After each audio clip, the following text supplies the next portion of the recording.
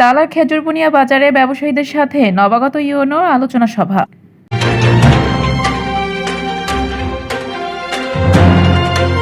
আসসালামু আলাইকুম দর্শক, সকলকে আমন্ত্রণ জানাচ্ছে বিবিআর নিউজ সংবাদে। স্টাফ রিপোর্টার মীর মিল্টনের পাঠানো তথ্যচিত্রে দেখুন বিস্তারিত।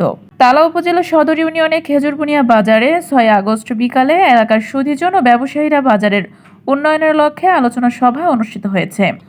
উক্ত আলোচনা সভায় মাস্টার নাসির উদ্দিনের সার্বিক তত্ত্বাবধানে উপস্থিত ছিলেন তালা উপজেলা নির্বাহী অফিসার দীপারানী সরকার।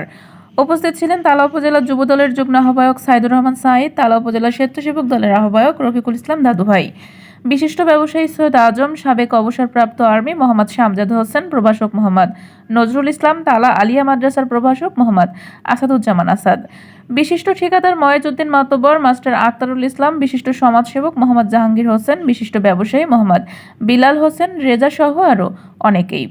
খেজুরবুনিয়া বাজারে ব্যবসায়ীদের সাথে নিয়ে দীপারানী সরকার বাজারের বিভিন্ন অলিগলি পায়ে হেঁটে পরিদর্শন করেন এবং বাজারের আশেপাশে ইটের রাস্তা ও স্কুল মাঠ পরিদর্শন করেন।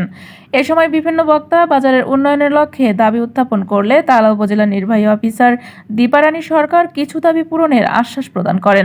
আমি যত দ্রুত সম্ভব বাজার কমিটি এখানে চালু আছে কিনা জানি না, যদি চালু থাকে নাও থাকে তারপরেও বাজার কমিটি একটা গঠন করে সেই কমিটির মাধ্যমে কোথায় একটা বাথরুম রেডি করে দেওয়া যায় আমরা দ্রুত সময়ের মধ্যে সেটা তৈরি করে দেব। এ সময় তিনি আরো বলেন, সাম্প্রতিক তালায় আদর্শ রহিমাবাদ গ্রাম স্বীকৃতি পেয়েছে এবং তালা থানার প্রত্যেকটা গ্রাম আদর্শ গ্রাম হিসেবে গড়ে তুলতে যা যা উন্নয়ন প্রয়োজন তা আমরা জেলা প্রশাসকের মাধ্যমে করব।